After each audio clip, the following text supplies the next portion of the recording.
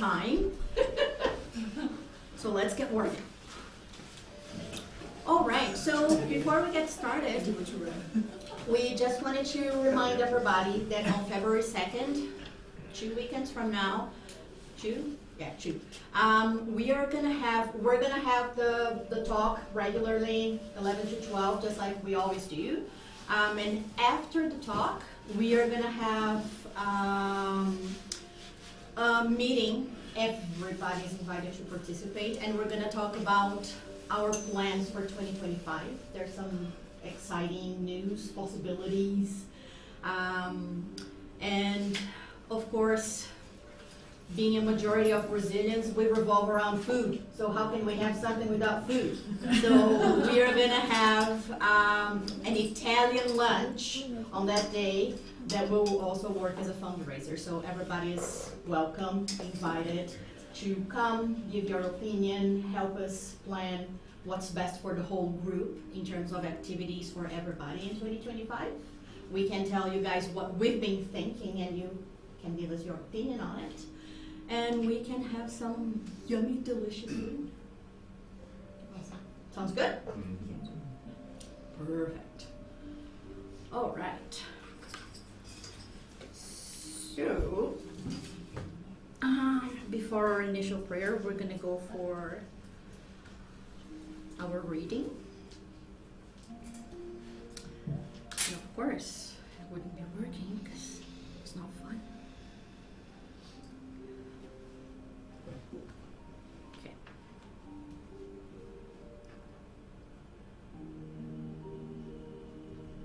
Whoa, it's not working.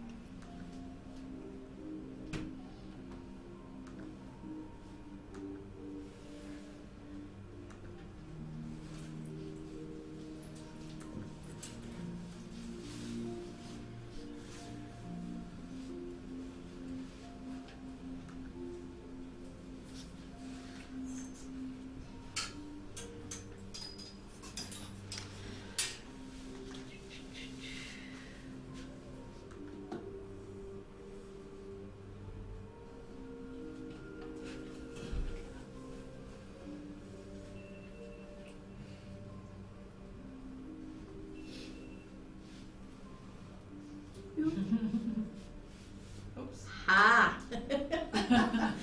That would do it. Thank you very much. Very nice of you, thanks. Okay, so the text I'm going to read is from The Way, the Truth, and the Life. And it's a text Emmanuel writes based on the very first verse of the Bible that we're going to work on today.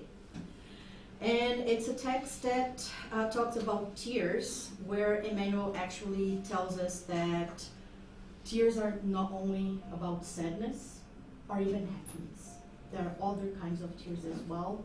For example, tears of hope. So let's see what he says. Come to me, all you who are weary and oppressed, and I will give you rest. Jesus in the Gospel of Matthew, chapter 11, verse 28. And here's what Emmanuel says. No one has spread so much joy and encouragement on earth as Christ did. In view of this, many disciples argue against tears, and they hate expressions of suffering. There would already be heaven on earth if nobody had any reason to cry.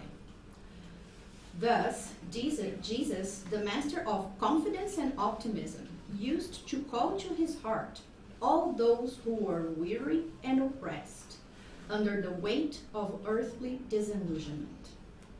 He did not scold the sad, but invited them to consolation.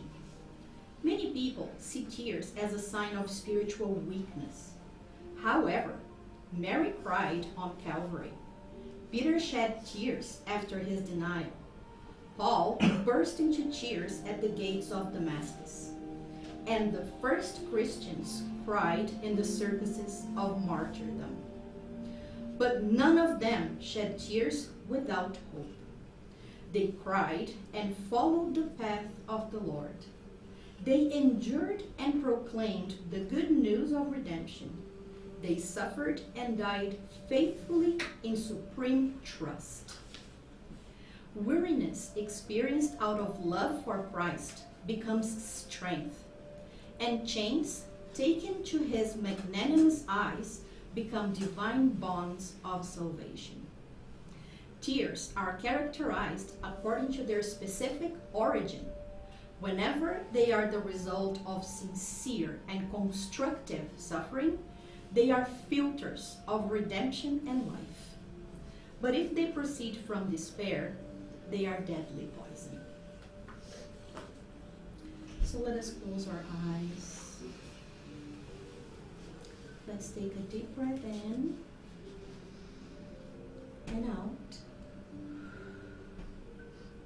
One more time, deep breath in and out. And one last time. And as we breathe out, let's breathe out the weight on our shoulders. Let's breathe out the despair. Let's breathe out the stress of our daily lives. And let's feel light. Let's feel relieved. Dear Master, dear Jesus, please, as much as we thank you, we also ask you to enlighten us. We also ask you to give us strength so that we can face our challenges, so that we can learn from you, who is gentle and humble in heart. Dear Master, may our guardian angels, may all the mentors of our house have space in our lives. May we open up our eyes to see and our ears to hear all these messengers of love who so caringly try to guide us, who are also trying to direct us so that we can produce to the best of our abilities. May we hear them, may we follow their guidance, and above all, Master, may we all awaken our conscience and our will to come to you, because we are weary, we are burdened. So may we find rest and relief in you. So be it. All right. Okay, so today's talk was taken from the first chapter of this book, Convites Terapêuticos de Jesus, free translation by Renata. Therapeutic invitations from Jesus, and there are several different kinds of invitations, so we're going to go through the first chapter, and let's see if we understand what it means. I did the same talk in Portuguese last year, so some people might look and say, this looks familiar, that would be why.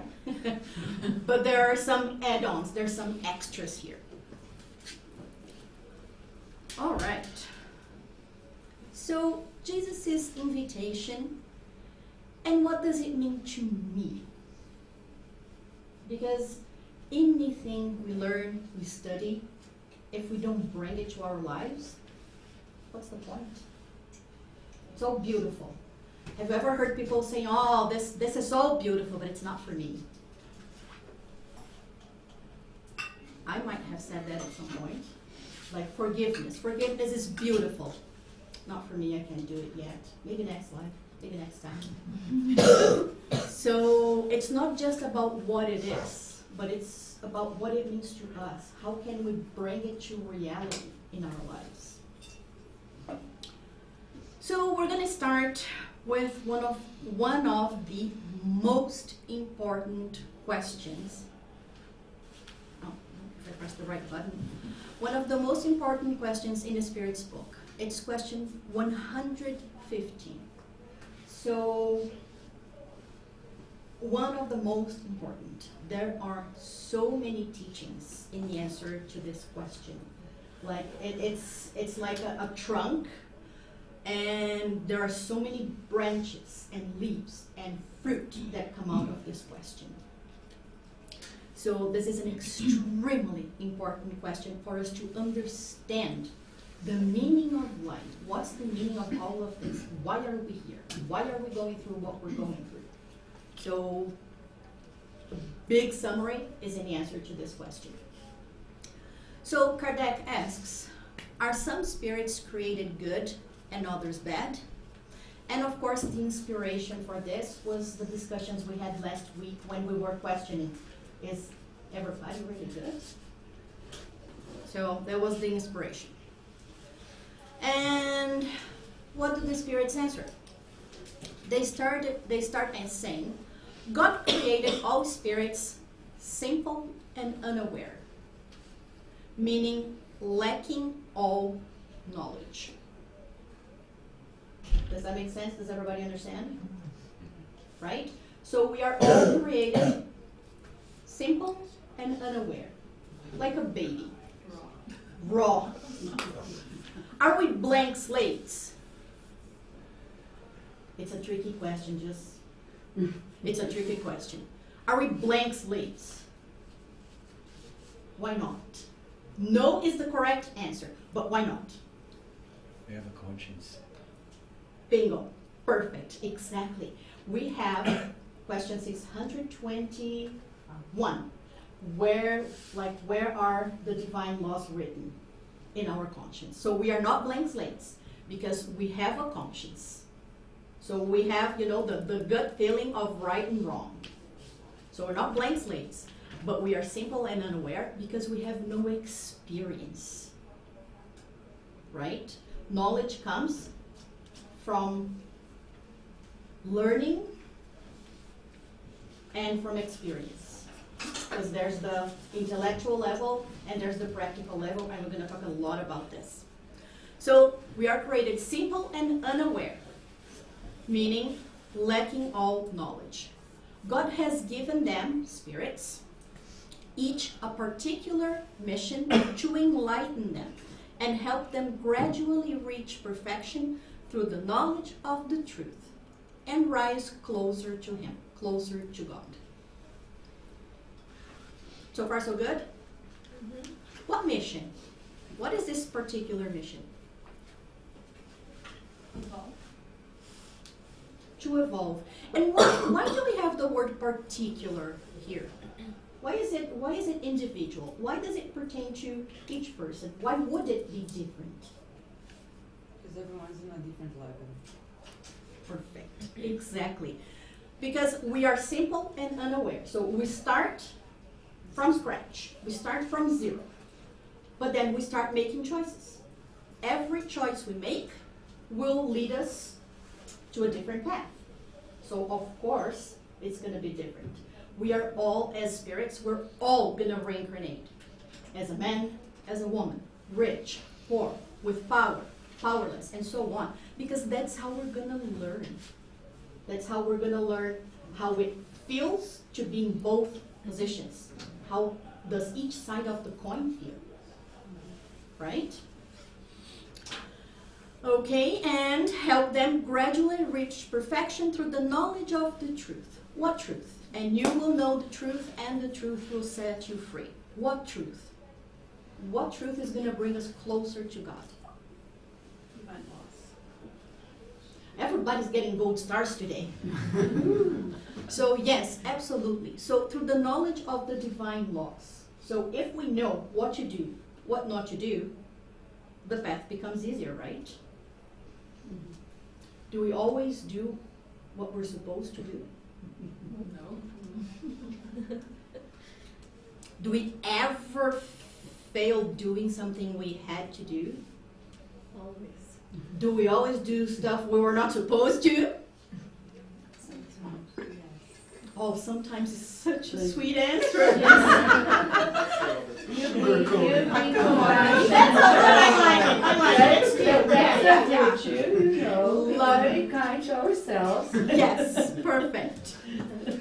All right. Good thing the girls are not here. Her daughters are over there. My daughter is here, so I need to be careful what I say. She can absolutely say I'm lying, so gotta be honest. She's gonna keep me honest. All right, so the answer continues. So this is the continuation to the answer. In that perfection, because like we're gonna get closer to perfection, and this perfection is gonna raise us close to God. In that perfection that they're talking about, the spirits will find eternal bliss without any troubles. Eternal bliss here meaning happiness, right? In português, it's nessa perfeição eles encontram a pura e eterna felicidade. In português, it's pure and eternal happiness. Okay, so that's the goal, right? Happiness. Pure, eternal happiness. Are we happy? Hopefully. Okay, so let's rephrase it. Are we miserable all the time? No. Do we have moments of happiness? Yes. Why aren't we happier? Because we're still young. Because we're not there yet. Where's there? Because we distance ourselves from the divine laws. Yeah. So, why do we still suffer so much? We're not miserable all the time, but we are miserable sometimes. We suffer. Why do we still suffer? Because sometimes we prefer not to follow the divine laws. Rebellion. I think we are like better than those laws. Like, I'm gonna do it my way. Like it's gonna work, but it doesn't. I know way better than Jesus. What did they know? The guy lived 2,000 years ago. Like, he promised us the kingdom of God. Did he not deliver on the promise? He will. He did. Well, he did, but it's our free will. It's our work to get Just there. walk the walk. Yeah. So he gave us the roadmap. Okay. Are we following that? Sometimes. Yeah. 2,000 years later, we're here. So that's a great start, right? We're all sitting here today, so that's an awesome start. So it's not that he didn't deliver on his promise, it's that we didn't follow the guidelines he gave us, right? He promised that if you follow me, if we just disregarded the if. All right, so continuing the answer. Spirits acquire knowledge by experiencing the trials inflicted by God. The word experience here is very important. While some accept these trials with resignation and arrive at their destiny more quickly, others are defiant and remain far from the perfection and happiness promised to them through no fault other than their own. In other words, through their fault. So our options are keeping us way back there, right? So it's us. We are, I don't want to say our worst enemies, but like we are the ones holding ourselves back. It's not like somebody's doing that to me. It's my own choices that are doing that to myself. And this translation is from Kardecpedia. Does everybody know Kardecpedia? Yeah? Yeah? No? Kardecpedia is a website, and there's also a phone app. So it's all the works of Kardec. So the 5 plus the Spiritist magazines, like all the stuff by Kardec, like strictly by Kardec, in 7 or 8 different languages: Korean, Japanese, English, Portuguese, French, Spanish, and you can use the website or you can use the app. Something fantastic is that you can search in whatever language you choose, and it gives you a list of, you can search by a word or a theme. It's going to give you a list of where you can find that word or theme. And for example, once you click on one of them, if you scroll all the way to the bottom, it also gives all related articles. Yeah. I didn't know that. Yes. That's Yeah. amazing. If you scroll to the bottom, it gives you all related I remember articles. you telling us. Someone was telling this. It was mentioned before in one of the sessions. Yeah. I think one of the answers for those questions you made, it goes in that word defiant. So we not always defy the bylaws like consciously, but every time we are away or not close or not following our consciousness, we're being defiant, or we don't have that, and the suffering comes from not accepting what's happening. And of course, if there is ways that we can make things better in our lives, that's what we should do. But sometimes the suffering is what it is. Like if you have a physical pain, you can take a medication, but the cause is still there. So the causes should be worked on, right? But I find it in my personal experience, like the less accepting I am, more pain I feel, like in general, like physically, emotionally, and it's, and at first when I read these answers, these questions, and I'm like, wow, that's easy for people who are not going through what I'm going through, right? But then with some life experience and lots of trials, they're like, okay, I'm just going to accept what I can change, or try to, and try to act upon what I can. But that defined, the word for me is just stood out so much right now. Yeah. Like, And I'm also, still there yet. and also the word resignation calls my attention there, because nowadays, like one of the, like a fad word, a word that everybody talks about in such a positive way, is resilience. Resilience is great. Resilience is awesome, and it is. You're so resilient. But because you suffer so much. resignation for some people still has a negative idea. And this is not, we're not talking about resignation in terms of giving up. I give up because it's too much for me, or because I don't know how to deal, or anything. Resignation here means acceptance. I accept because I trust the process is another one. Yeah. I accept because I know that's better for me. I'm not giving up. I am 100% conscientious of the choice I'm making, not to rebel, not to fight, not to be defiant. I am choosing to accept because I know I'm going to reap benefits down the road. So that's what resignation means. It's not negative, and it's not passive at all. Like, it's really active, because we always have like the immediate reaction, the gut reaction, like I get punched, I want to punch back. We always have, the fight or flight, all that kind of stuff. So resignation is not passive. It's not giving up. It's actively reflecting and making the choice that is best for me.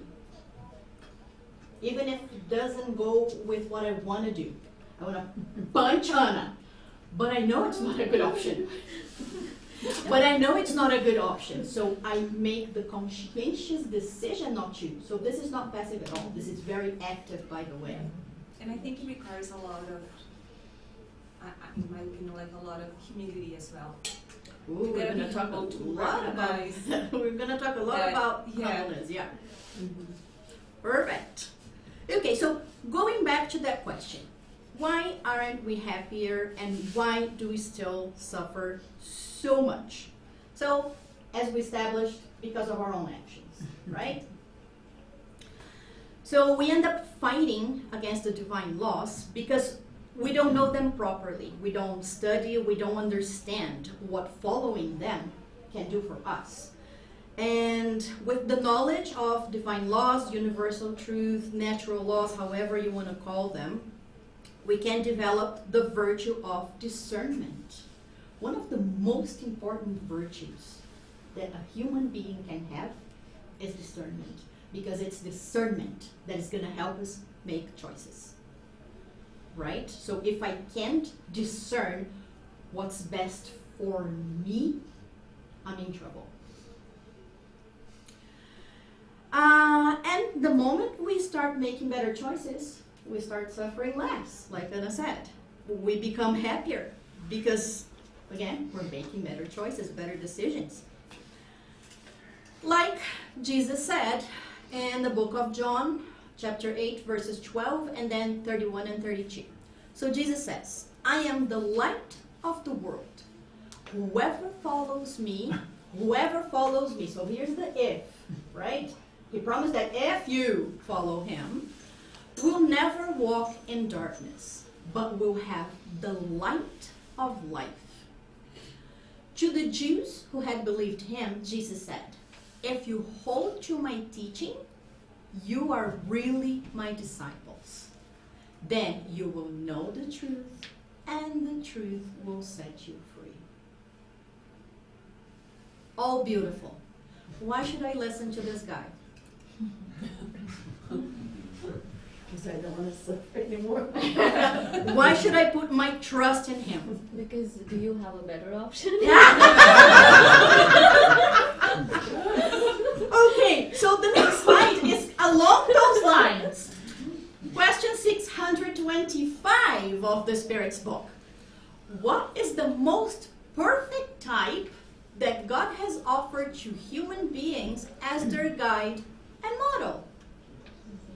In Portuguese, the answer is the shortest in the Spirit's book because it's one word. It's Jesus.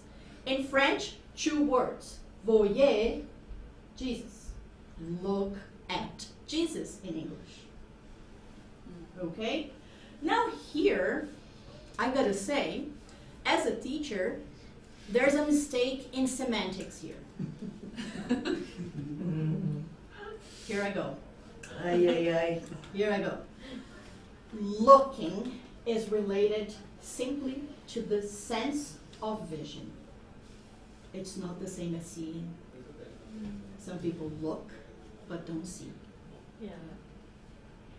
Okay, so this look at Jesus here, like if they said see Jesus in English, it would be weird as well. So this look at Jesus, the idea is not just look in terms of vision, it's like see, feel his behaviors, follow his lead, right? Okay, so yeah, what's the best option that we have? Does anybody have a better one? No, the Spirit's even told us, it's Jesus, that's it. Here, done. Accepted. Right? I'm not open to discussion. Resilience and resignation. That's it. So this is why we should listen to him. Yeah. Okay, so we finally get to where we were going. So that was all in introduction. Now we're in the thick of it. So in Matthew chapter 11, Jesus says, this is Jesus' invitation that we're talking about. Come to me, all you who are weary and burdened, and I will give you rest. Take my yoke upon you and learn from me, for I am gentle and humble in heart, and you will find rest for your souls. For my yoke is easy and my burden is light. For here means because. Because my yoke is easy and my burden is light. Everybody has heard this before, right? In English, in Portuguese, here in the talks or somewhere else. Okay, so again, the teacher in me is stronger. So, how, right? Right? So, how can I follow directions when I don't understand the directions? Have you ever sat down to take a test that you read the direction and you're like, I studied everything. Like, I know. I studied, but I have no idea what they're asking for. Yeah. What does it even mean? So, when my son did his like final diploma exam in math 2 years ago, when he came out, it was like, so Gabe, how did you do? He was like, Mom, I have absolutely no idea. And I was like, how can you have no idea? He was like, I have no idea what they wanted. And I was like, what do you mean? He was like, well, I knew how to do all the exercises and stuff, but you know, I read the question, whatever I thought they were asking for, I did there, but I have no idea what they wanted. I had no idea what the directions were asking for. So how can we follow directions? Because here, I know English speakers don't study a lot of grammar, but I'm sure these words are going to make sense to you. Come to me. Take my yoke. This is imperative. Do you know this verb tense? In Portuguese, we have to study Portuguese tirelessly, even if we don't want to know what is an imperative verb tense, we do. So it's when you're receiving an order. Do it. Right? Action. Yes. So it calls you to Action action. verb. So it's come to me. Learn from me. Take my yoke. So this is like imperative. I'm telling you to do it. Right? So do it. How can I do something when I don't know what you're asking me to do? So first of all, let's understand vocabulary. So Jesus says, take my yoke. What yoke is he talking about? Yes, of course, this one. This one. That one? Well, it's a different spelling. It's pronounced the same, but it's a different spelling. So it says this yoke. You're laughing, and I please ask my friend, my English-speaking friends, there is confusion in Portuguese as well. With that same passage, with the same word, there's confusion in Portuguese as well. Pegue meu jugo, okay? So, jugo as in judge. Is Jesus' judgment lighter? Is Jesus' judgment lighter? No, it isn't, because Jesus doesn't judge. The word in Portuguese is not julgo with an L. The word in Portuguese is J-U-G-O. There's no L. It's not from judgment. So confusion in both languages with the same word, but different meanings. So that's not what Jesus is talking about. So jugo, written like that, and yoke, written like, so yeah, that's not it. Like deconstruct it, break it, that's why that was there. So it's that spelling, yoke. And what is it? Yeah. It's this wooden part that in ox carts help the oxen go in the same direction. So they don't go each in one direction and break the cart apart. So it's like going in the right direction. Makes more sense now? Yeah. Jesus' direction, his roadmap, instructions, examples. However, there are also yokes for human beings too. And what does it do? Keep your balance. Keep your balance and makes the weight easier to carry. We can do more with less effort. Exactly. It helps us balance the weight on our shoulders. It makes it easier to carry. The weight is still there, but it's a lot easier to carry that way. Right? So, just another example. And now we get to the key question.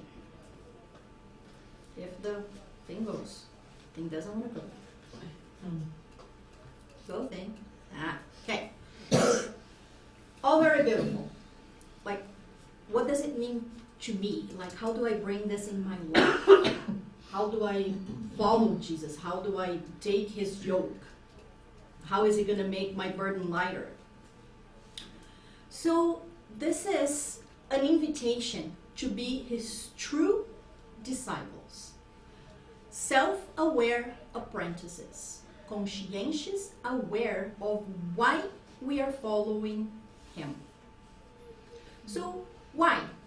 Why should I be Jesus' disciple? What's in it for me? That bliss and happiness you were talking about a bunch of slides earlier. Well, Sounds if you so want- good, Well, if you want to sleep peacefully at night, just right? He's the key.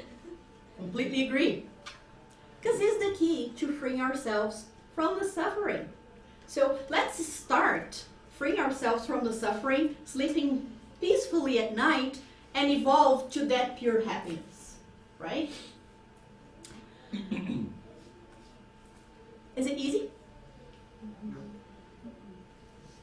Why not? We understand, we know what yoke it is, we know what it means, we know all of that. Why is it not easy now that we understand the instructions? I actually think it is easy. What's hard is just getting to the point where we're willing to do it. And that's why. It's the practice. I think we also start to make choices before actually understanding the whole thing, and that kind of gives us the wrong direction halfway through it. If I'm allowed to speak metaphorically, like, oh, I'm driving on a very well-known road, and I'm putting the GPS here, and it's going the opposite direction. Like, oh, why is it going that way? I know if I go this here, it will be faster. And then, ooh, there's an accident. So I started complaining about it. Oh my gosh, there's an accident. Ah, those people, and everything's going wrong. Well, I didn't follow the GPS in the first place. I had a guidance, and I chose not to follow it because I know the road. Yeah. Guess what? I don't. Because I know better. Yeah. Yeah. What did the guy So it's know? not that easy. Yeah, Jesus didn't know how hard it was to live in the era of social media. What does he know, right? So it's not easy. It's simple. So let's go back to semantics. It's simple. Yes, it's simple. It's not complicated, but it's not easy because it takes effort, hard work, right? So in order to accept his invitation, what do we need? Prerequisites. What are the prerequisites? you feel defeated. Resignation.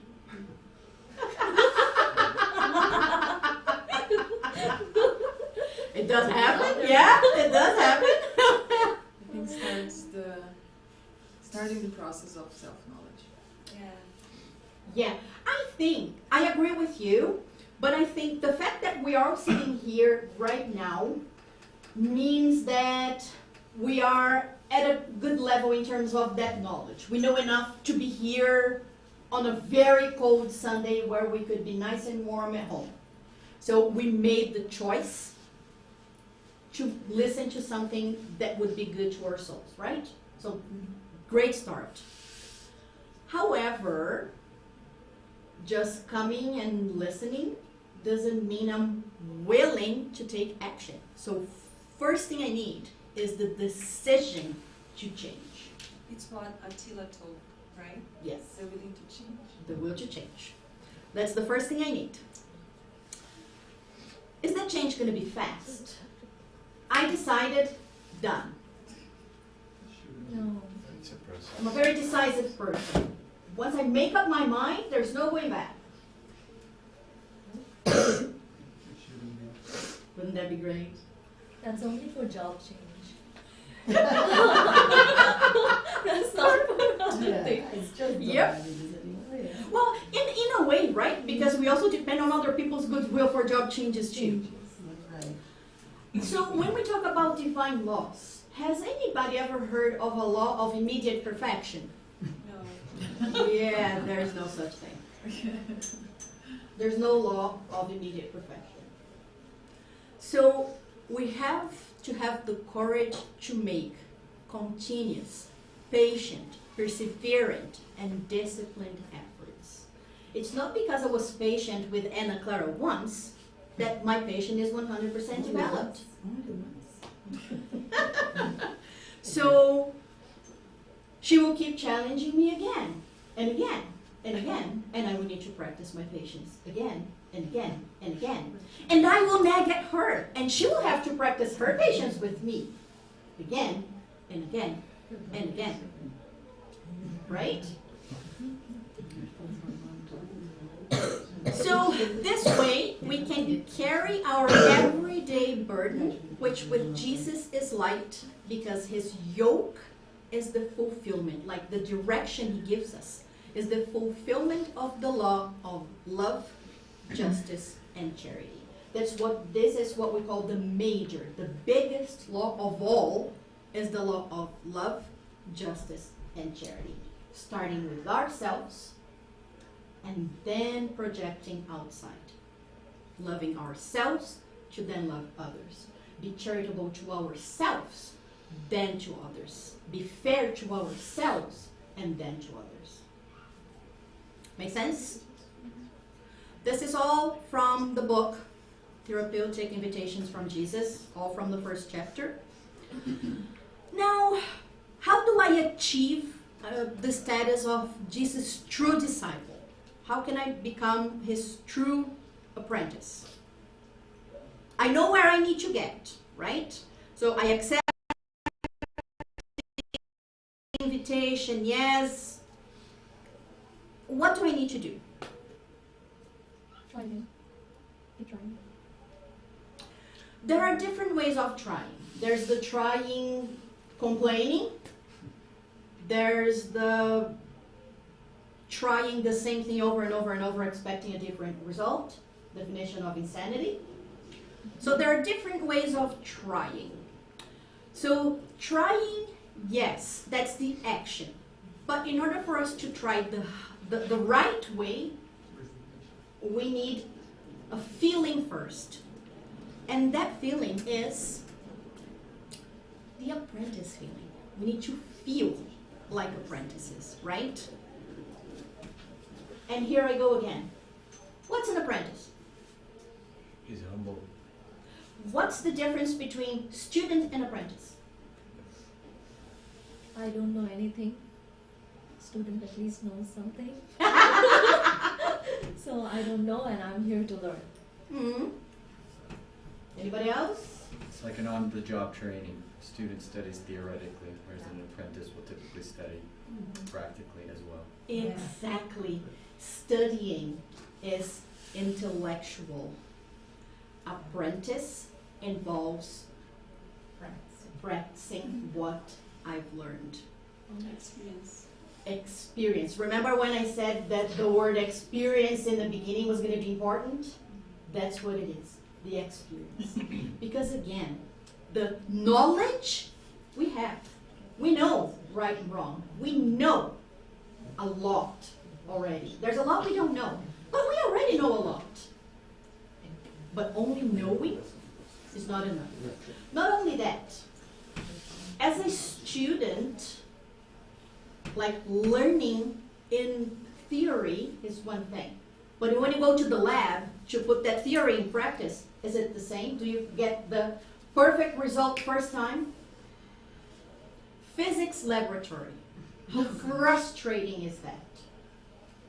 Like, you do the exercise, you do the formula, you know exactly how to do it, and then you have to do it in practice. And you get something completely different. And you're like, what the heck? The theory said this. It's supposed to go like that. But in practice, not as easy, not the same, right? So, apprentice experiences the learning. The apprentice already has the knowledge. Now, they're ready to apply according to whom? Their mentor. Because apprentice is to learn, but you're learning from someone, right? Mentor, master, whatever name we want to give. So everybody's picking up what I'm putting down? Following Jesus, right? So he is our master. So practice according to what he taught us. But in order to be an apprentice, there's the apprentice feeling. And that's totally connected to what João said. Like, if I think I know more and better or everything, and I don't need to follow my GPS, aka Jesus, You don't have the apprentice feeling. you don't have the apprentice feeling, right? So you know the road, you know the theory, but the trying, there are better ways of trying, right?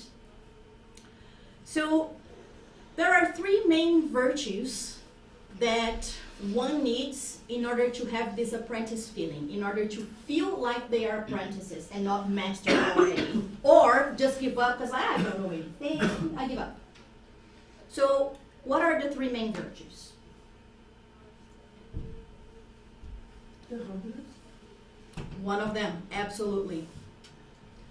Love, meekness, and humbleness.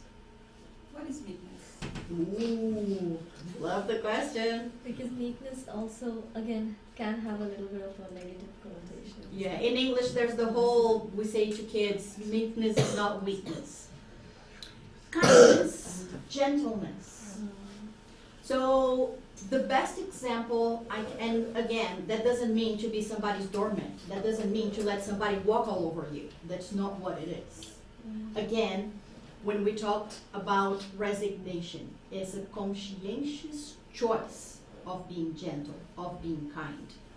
A good example, when Jesus went to the temple and a soldier slapped him in the face, he never slapped back, he never yelled, he never said anything. However, he looked at the soldier and he asked, he was like, why did you hit me? What did I do to you? So he wasn't a doormat. He didn't respond violence with violence, but he made the soldier think. He made the soldier feel like, why did I do that? So that's meekness. It's not being powerless. It's quite the opposite. You have the power, but you have control. So meekness is essential, and meekness and humbleness go hand in hand. But you can't say you're humble if you're not meek, and the other way around. Like they go totally hand in hand. Make sense? Mm-hmm. All right. So, in the book Therapeutic Invitations from Jesus, for translation by Renata, from Projeto Spiritizar, there is, in the first chapter, they propose 6 stages to accept the invitation. As most of you know, I love practical stuff. So like, okay, I get it, but tell me how. How do I do this? So, first stage, recognize that we are weary, distressed, and burdened due to our own actions of dislove, rebellion, pride towards life. So, I didn't finish. Seeking sincere regret. The word here is regret. Not the self-blame kind of regret, not the horrible, there's no going back, but the regret that will lead us to think, I don't want to do this again because I don't want this result again. That kind of regret. And that I want to do something to fix it. Exactly. How do I make up for this? It's important for all of us who are weary and burdened to ask ourselves, who is causing the suffering? I guess we established that one already, right? Yeah. Me. If we can't acknowledge that our present situation is a result of our own actions towards life, we can't fix or improve it. I can't fix something I don't know is broken, or I don't recognize is broken, or I'm in denial. You know, it's Danny's fault, it's not mine. Danny made me mad. Right? So if you don't recognize, then it made me suffer. All my suffering is because of her. If I don't recognize that I brought it upon myself, can't change it. It's paramount. Paramount is like necessary, mandatory, absolutely necessary. No other way. It's paramount, it's necessary to recognize, imperative, that's the other one, to recognize that life is an invitation for us to learn. So God didn't put us here to suffer. Oh, why is God doing this to me? Oh, why me? What did I do to God? God didn't put us here to suffer. Life is an invitation for us to learn. Problem is when we think we already know too much and refuse to learn. The first step is to understand that our present difficulties are not a divine punishment. They are an invitation for us to develop the virtues that will bring us closer to God and to pure happiness. Okay, so everything we go through, pain, suffering, love, everything, positive and negative, they are all learning experiences. Sometimes we're successful, sometimes not. So we can learn both. We always talk about learning from our mistakes, but we can learn from our successes too, right? Second stage. So first, recognize that we are burdened, that we are weary. Second, after recognizing our own neglect, because it was our own actions that brought us where we are, move towards the unconditional love, and here's the virtue that we need, love, that Jesus represents, aiming at finding relief so we can become an apprentice of the Master. So, like Misty was saying, the feeling of peace of mind when I lay my head on the pillow at night and think, I made all the best options I could make today. Nothing will happen in our lives if we simply worship Jesus as our Savior. So, like having a picture, a statue, or whatever, like worshiping Jesus. Oh, Jesus saved me. Jesus came. He suffered. Now I don't have to. That's an illusion. That's not going to take us anywhere, right? So, simply idolizing, simply worshiping Jesus as our Savior means we did not understand the message. We did not pick up what he put down, because he came to show the example of what we're supposed to do, not for us to idolize him. Becoming his apprentice requires action. It's necessary to seek and understand the foundations of his teachings and use them as models of conduct. So, just ask yourself, what would Jesus do in this situation?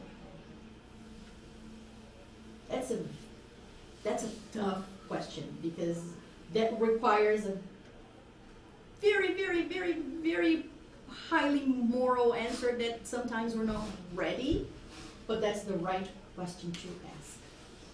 Always. It's a very powerful question. It is. You can absolutely never go wrong with that one. And even if we can't yet do what Jesus did, it's like a thermometer too. I know how much I Am I deviated hot or from cold? from that Yeah. action, right? Yeah. Like what should be, How far am I? yeah, from what. Mhm. Yeah, Jesus absolutely. It's the perfect thermometer. And to worship Jesus is not a favor to him, it's a favor to ourselves. So when Oh, we yeah. internalize that, we are ready to choose Yeah, that. and that's the thing. The moment we understand that it's not about worshiping him, but truly following in his footsteps, that's what he asked us to do. He didn't ask us to idolize him. He asked us to follow in his footsteps. He doesn't need us to idolize him. Exactly. When we accept that life is a gift and we move towards love, the pain and suffering will gradually be relieved. Like we mentioned, the word immediate is not part of any of the divine laws. There's no immediate anything, no immediate relief, no immediate perfection, no immediate patience, as much as I would like. I'll leave you. So there's no immediate with any law. Everything is gradual. Third stage, make the law of love, justice, and charity the directives of our lives in order for us to learn. And here, there's an expression that Projeto Espiritizar, that published the book, uses that is, again, another thermometer, or we call it a sieve, peneira, like a funnel. Whatever I'm going to do, if I'm not sure if it's a good choice, just ask myself, is this loving to myself and to the person I'm doing it to, or people around me? Is it charitable to myself and to everybody? Is it fair to myself and to everybody? And then you can ask me, but how would I do something that is not fair to myself? We do.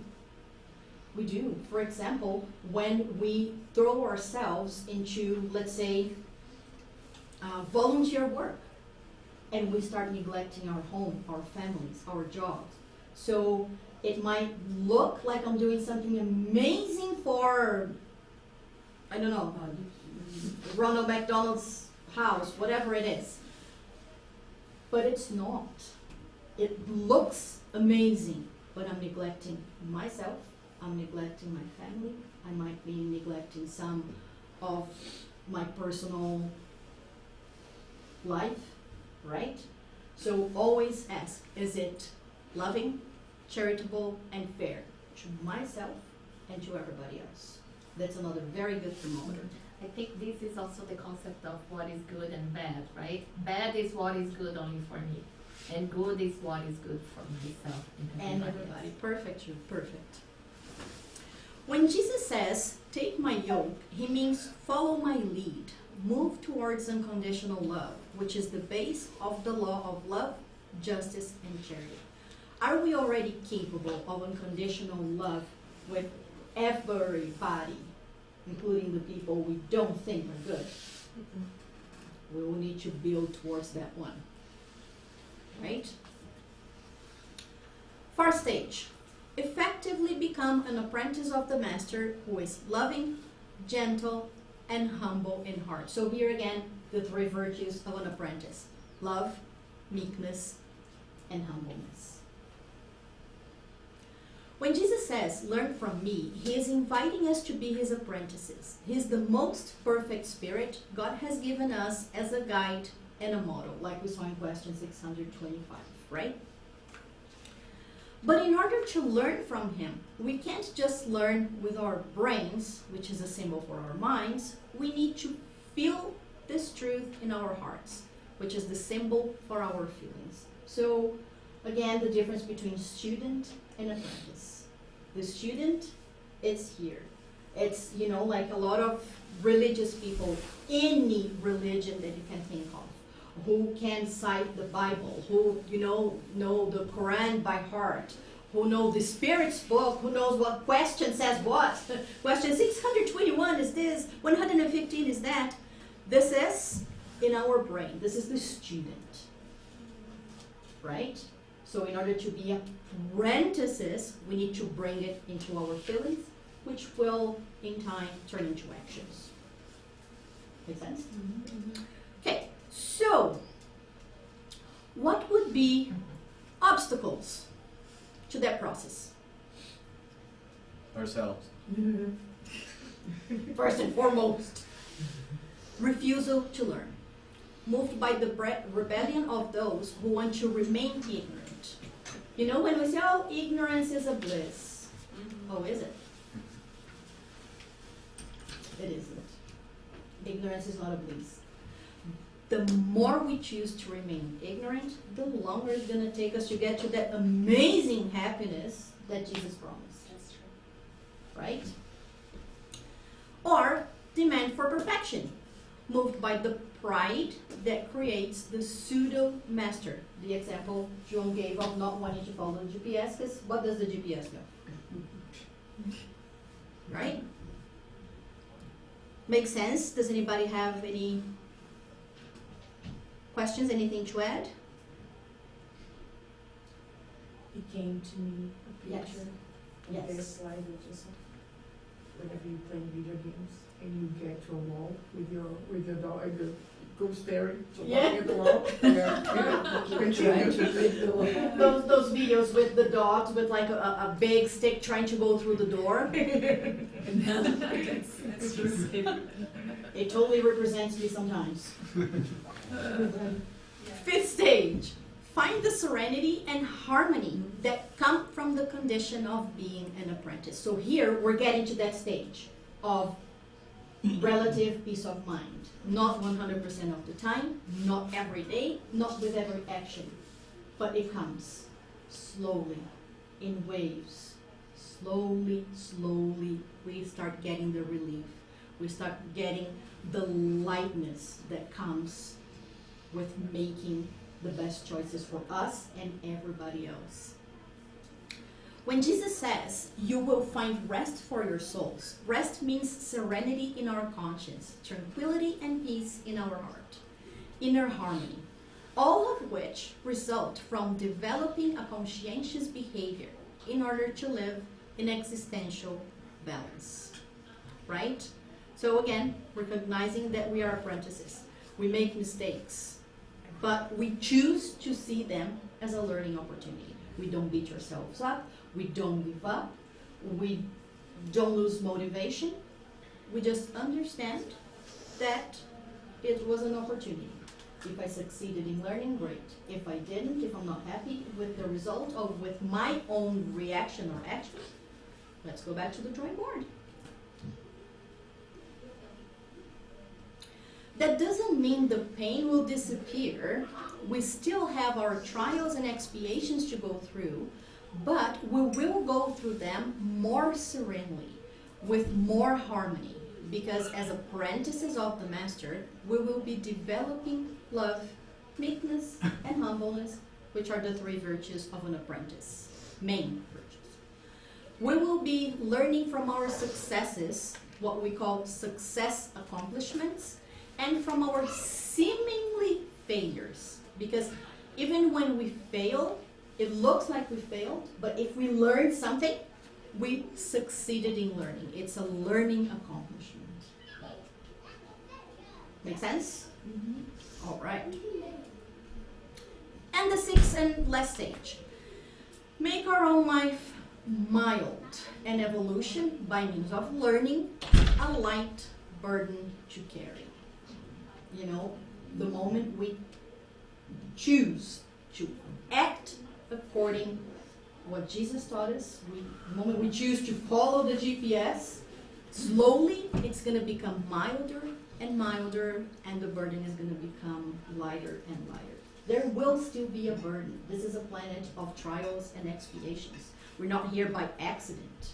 So there is still a lot to learn. There will be pain. There could be suffering depending on our actions, but it will slowly become milder and milder, lighter and lighter. That requires a lot of faith too.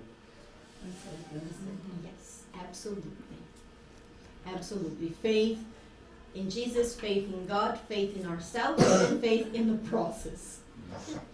Because sometimes it hurts during, but if you have faith, if you understand that the final result will be great, your willpower doubles up and you're like, okay, let's face this to the end. But if you lose your faith, you end up stopping halfway through.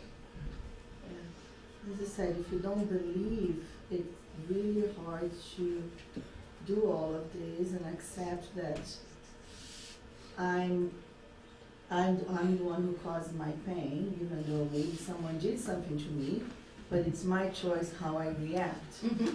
But if I don't have that belief, the faith that there is a purpose for all of this, and then I can trust there is a higher power or whatever people decide to call.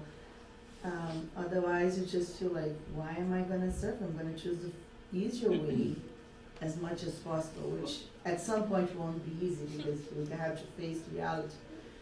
But we are where we are because we have been choosing yeah, the easy way. Exactly. But that's the turning point. That's, for me, it was like, at some moment in my life, I don't remember exactly when, that happened like that. Like I could say, oh, I have faith, but I don't always felt it. Mm-hmm. And there are times I feel like, God, please, can you try to make it a little bit easier, because I'm not there yet. I have my moments, but that faith is still there. Like that. But before, at some point, I just felt like, what's the point? Mm-hmm. Right? But when you have that turning, you turn that key, then he can go back. That's the way I feel Yeah. for me. If you do Like, go I back, know- it's because you No. hadn't really turned the key. Exactly, yeah. Yeah, absolutely. Well, and it builds on, I think, two words that you mentioned that were so, so insightful was the belief, and then the next step, which is the trust. Because if you you can believe something but not trust it. Yeah.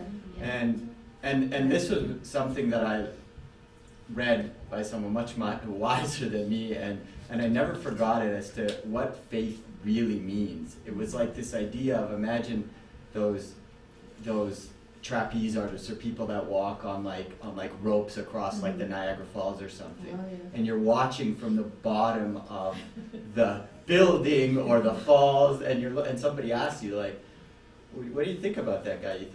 You think he'll make it? He's like, yeah, I believe he'll make it. And then he pulls out a wheelbarrow and he puts that on the rope. Oh my And he God. says, okay, well, will you get in that wheelbarrow and sit in there while he takes you across? So thanks. Exactly, and most people are like, no, not a chance. Yeah. And that's what this person was referencing, is that when you truly have faith, that's like trust without reservation. Yes. So you'll get in that wheelbarrow and let it guide you across. And these messages from Jesus that are so insightful and impactful, I think, get to that idea of, do you still believe when it doesn't look like at all that it's working? When you're in the darkest point of the That's what Emmanuel says in the text I read in the beginning, where he says that like the first Christians died in the circus, eaten by the lions, in tears, but with absolute singing, with absolute trust that they were following Jesus. So that's the trust. Like, would you get into the circus? They did. And I think like in that way, Attila, we can translate faith not as a belief but as knowing. One thing is to believe, like you have the intellect or you have the thought about it. Yeah. When you know, you shift gears and this is something else. Mm-hmm. And then it goes to the feelings, and then it becomes action as experience. Yeah. I know Renata is short of time, Yeah. but I just wanted to mention something because it mesmerized me how much like different religious beliefs, they're more closer than distant. And I was reading, I don't know if you guys know the book with Dalai Lama and the Archbishop Desmond Tutu, who is like from both, how do you call it? The peace, Nobel Peace winners, and they are talking about joy, and they are talking about suffering. And one thing that just like shift my mind was when they're answering questions from people that send the questions, right? Like it's 1 week that they are together in India. And the question is, how can we feel joy in spite of all the suffering? And when you see it in different ways, like we reach joy exactly because of the suffering, not in spite of. And when you go through suffering, some people they embitter and some others they ennoble. And that's like, and we are talking about one Christian and another non-Christian talking exactly about what Renata was saying. And then I was thinking about all the suffering that we experience and we see, and how we can just open up the heart to let it ennoble us and make us actually feel some peace or some joy and not really feel anger. And that's the comparison they're making. But then again, comes from us, right? So at this point, as apprentices, there's always a burden to carry, problems to be solved from choices in previous existences or the present one, and by solving them with simplicity, one at a time, the yoke will always be easy and the burden will always be light. And if you ask me, this is also an amazing recipe to deal with anxiety. Right? All right. So let us choose the path of love. Let us accept Jesus' invitation when he says, "Come to me, all you who are weary and burdened, and I will give you rest. Take my yoke upon you and learn from me, for I am gentle and humble in heart, and you will find rest for your souls, because my yoke is easy and my burden is light. So, what we used was Convites Terapêuticos de Jesus, Spirit's book, and the Gospel according to Spiritism. All good, everybody? Thank you. Thank you all for listening, for participating. Thanks. Very good. Sorry, I'm talking a lot today.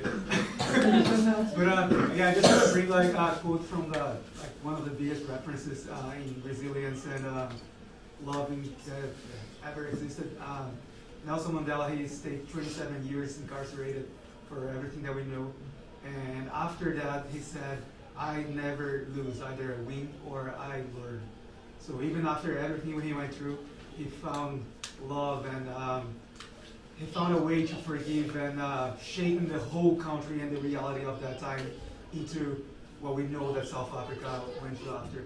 And it's for me, it's a big, I don't even know if he's Christian or not, but for me, it's a big example of all that. Yeah, Christianity summarizes all of that because it comes straight from Jesus. But like all other faiths, actually, I sent this video to the council.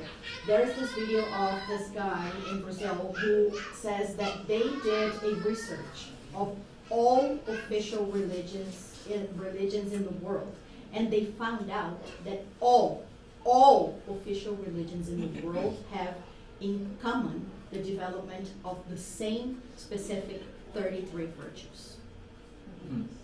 So Spiritism is not the right religion. Christianity is not the right religion.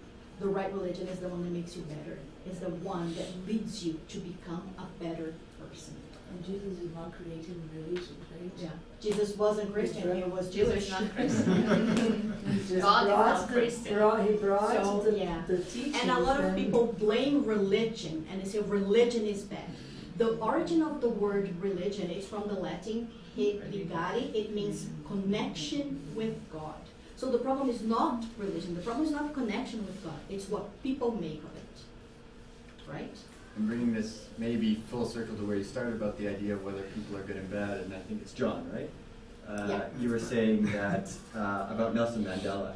Yeah. And I think, you know, many people know the climax of Nelson Mandela's story because it's the one that everyone celebrates and, you know, everybody comes together. But you were mentioning he was in prison for 27 years. And there was a reason for that. And the reason is yes, there were rules that were very discriminatory, but he, in terms of dealing with these rules, was a violent extremist and believed in domestic violence, even terrorism to a certain extent, in order to create the necessary changes. And so, you know, we could, if you would have met him in the 60s, you could have labeled him a murderer, and the apartheid regime did, because it put him in jail for 27 years. Yeah. But, you know, to see the arc of change of somebody, if you just look at him in that window, he's condemned forever, but you see the massive transformation and then what he was able to offer to that entire nation of changing it completely by a change in behavior that he ultimately learned to develop by 27 years of, well, not solitary, but many times solitary. Yeah, it's like I would say smaller, Yes. yeah, it's a smaller, closer to us example of what Paul did. Touche. Right? So, modern version of Paul. When we talk about meekness, we can also talk about Gandhi with his specific resistance. So non-violence, he freed India with like non-violence. And how is that passive in any way, shape, or form? It's extremely active, right? Like all those great leaders, like Martin Luther King too, right? Like he changed the history of the United States, teaching exactly the same thing. Okay, I think we need to close because the kids might be stepping on his head there. So we're going to do our final prayer and go for our passes, okay?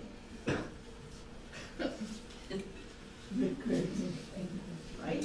I There's so much that I don't know to do on the computer and PowerPoint. Well, decided to have some fun. So let's close our eyes. And with all the reflections we had the opportunity to share with each other today, with the knowledge we acquired, we ask the spiritual mentors of our Spiritist Center, we ask each of our individual guardian angels to help give us strength so that we can have that willpower to change, so that we have the willpower to actively choose to be humble, choose to be gentle, choose love. May we leave here today with our hearts full of motivation, ready to make our own lives better, ready to act in order to reach that serenity, to reach that tranquility. Jesus, no words are enough to thank you for all the examples you brought us, for all the knowledge you imparted to us.